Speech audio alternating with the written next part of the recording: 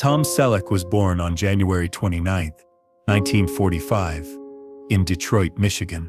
His family was working-class, grounded, practical, and far from the glitter of Hollywood. His father worked in real estate. His mother kept the family together, and young Tom was taught early the values of humility and hard work.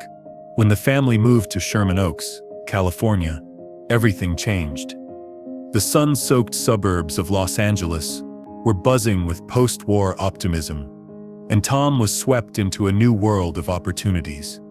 He stood tall, lean, and athletic, excelling in basketball. That talent earned him a scholarship to the University of Southern California, where he played for the Trojans and studied business administration.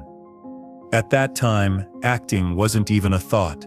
Tom assumed his future would be in sports or perhaps in business. But fate works in strange ways. A drama coach at USC encouraged him to try something different. Selleck reluctantly agreed, appearing in small commercials. One of them, a Pepsi ad in the 1960s, gave audiences their first glimpse of the charisma that would one day make him a household name. Still, acting seemed like a side experiment. He had no idea it would define the rest of his life. And yet, it was here, in those early struggles, that Selleck began to cross paths with the man who would change everything, James Garner. But before that meeting, Selleck had to endure years of rejection and missed chances. Like so many young actors in the 60s and 70s, Tom Selleck's rise was anything but easy. He appeared on game shows like The Dating Game and took tiny roles in television series. Some opportunities slipped away, including what might have been his biggest early break, the role of Indiana Jones in Raiders of the Lost Ark. George Lucas and Steven Spielberg had both favored Selleck. He had the look, the charisma, and the charm. But fate intervened. His commitment to Magnum P.I, the show that would later define him, forced him to turn the role down. Harrison Ford got the part, and the rest is history. Still, while he was missing out on roles, Selleck was building connections. One of those connections was James Garner, already a household name from Maverick and The Rockford Files. Garner was one of the few actors in Hollywood who managed to balance fame with authenticity. Unlike others, he didn't wear a mask for the cameras. What you saw was who he truly was. For Selleck, that was magnetic.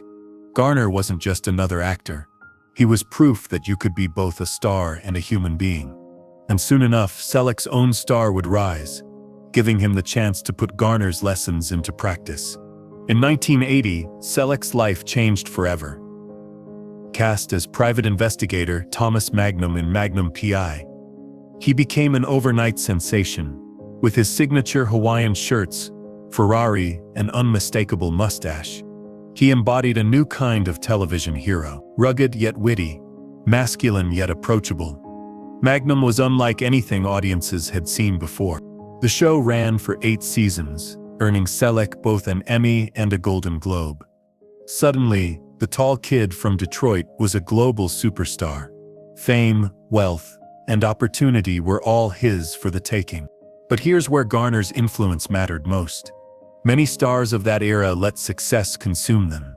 The temptations of Hollywood, ego, excess, and arrogance, destroyed countless careers. Garner had warned Selleck about this. He told him, "Fame is fleeting, and the only thing that lasts is integrity." Selleck listened.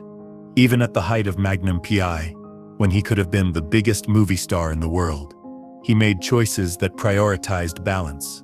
And it was in his personal life that those choices became most visible. Hollywood fame often destroys families, but for Selleck, family was everything. In 1971, he married model Jacqueline Ray, and during their marriage he made one of the most profound decisions of his life, adopting her young son, Kevin. Kevin grew up to become a musician, eventually joining the rock band Tonic. Though his marriage to Jacqueline ended in 1982, Selleck's commitment to fatherhood never wavered. Then, in 1987, he found lasting love with Gilly Mack, a British actress and dancer. Their daughter, Hannah, was born, and unlike many Hollywood children, Hannah stayed out of the limelight, instead building a career in competitive equestrian sports. The Selleck family made their home on a sprawling avocado ranch once owned by Dean Martin. Unlike many actors who lived in Beverly Hills mansions, Selleck preferred life among dirt roads, groves, and quiet sunsets. He worked the land himself, repairing fences, clearing brush, and growing crops. In interviews, he often joked that ranch labor was far more fulfilling than hours at the gym. This wasn't just a lifestyle choice. It was a philosophy, one he'd seen modeled in James Garner. Garner had always chosen family and authenticity over the hollow flash of Hollywood. Selleck was determined to do the same. But even as he enjoyed ranch life, Selleck wasn't done with Hollywood.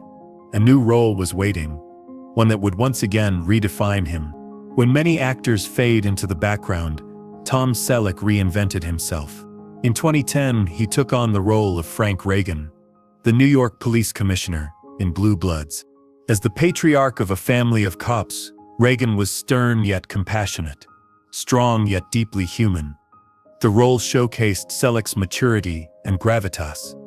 Once again, audiences saw a character that felt real, not larger than life, but deeply relatable. Critics praised the show, and fans connected with Selleck all over again.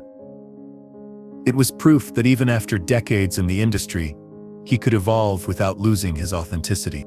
And yet, while Blue Bloods cemented his late career success, it was James Garner's presence in his past that gave Selleck the wisdom to navigate this new chapter. For years, Selleck avoided speaking in depth about Garner. He didn't want his words to diminish the man's legacy. But at 80, he finally opened up. As a boy in the 1950s, Selleck had watched Maverick. Garner wasn't like the other cowboys of the time. He was charming, witty, and human. There was a spark of authenticity in him that no one else captured. To Selleck, Garner represented what a real actor and a real man could be. Decades later, when Selleck finally met Garner on the set of The Rockford Files, Friends and Foul Play, he was nervous. Would his hero disappoint him? Instead, Garner welcomed him with warmth and humility. Jim didn't have a phony bone in his body. Selleck later admitted. He treated everyone, from the director to the guy holding the boom mic, with the same respect. That taught me more about being a professional than any acting class ever could. Garner also became a mentor behind the scenes. He warned Selleck about Hollywood's dangers: ego, entitlement, and selling out. He encouraged him to stay grounded, to remember that fame wasn't worth sacrificing character. And perhaps most importantly, Garner showed Selleck that it was possible to be both a star and a family man. His long marriage to Lois Clark inspired Selleck to prioritize his own wife and daughter. When Selleck walked away from Magnum P.I. at the height of its success to spend more time with his family, it was a choice influenced directly by Garner's example. But Selleck's confession goes even deeper than gratitude. As Selleck reflects now, he admits that Garner wasn't just a mentor, he was a lifeline.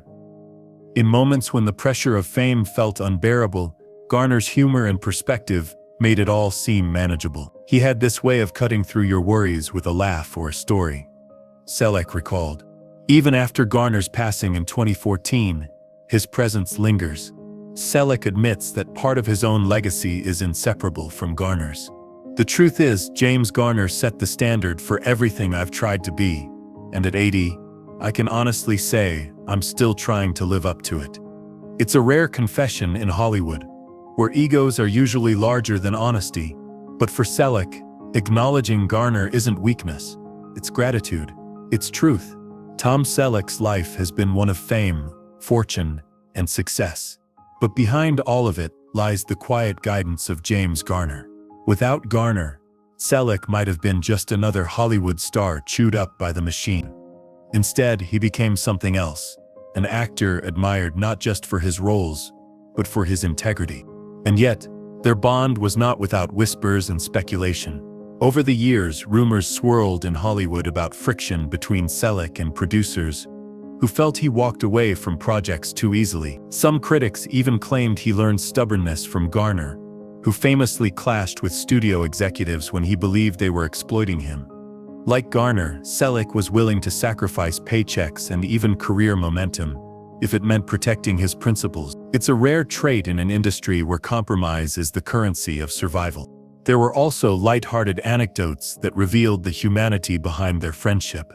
Crew members from the Rockford Files remembered how Garner would tease Selleck about his towering height, joking that he made everyone else look like television-sized actors. Selleck, never one to take himself too seriously, laughed along and admitted he always felt a bit awkward, towering over his co-stars. Garner would rib him about his mustache too, once quipping, "You know, Tom, one day that thing's going to get its own age." And while Selleck has always tried to keep his private life shielded from Hollywood gossip, whispers have followed him for decades. At one point, tabloids speculated he was leaving Magnum P.I. because of burnout or secret personal scandals. In truth, it was Garner's advice echoing in his mind, "Know when to step away before the work consumes you." Selleck chose family and authenticity over endless fame, just as Garner had done before him. As he enters the twilight of his career, Selleck's final confession reminds us of a deeper truth. The greatest legacies aren't built on awards or box office numbers. They're built on the values we pass to others. And in Selleck's case, those values were handed down not through lectures or speeches, but through the quiet example of a man who showed him how to live with grace. For Tom Selleck, James Garner was more than a co-star. He was a compass, a reminder that in Hollywood and in life, the real measure of success is staying true to who you are. And perhaps that is the most surprising revelation of all, that behind the Hawaiian shirts, the Ferrari, and the police commissioner's badge, Tom Selleck's real role, the one that will outlast all the others, is that of a man who carried James Garner's lessons into every corner of his life and passed them on simply by living them.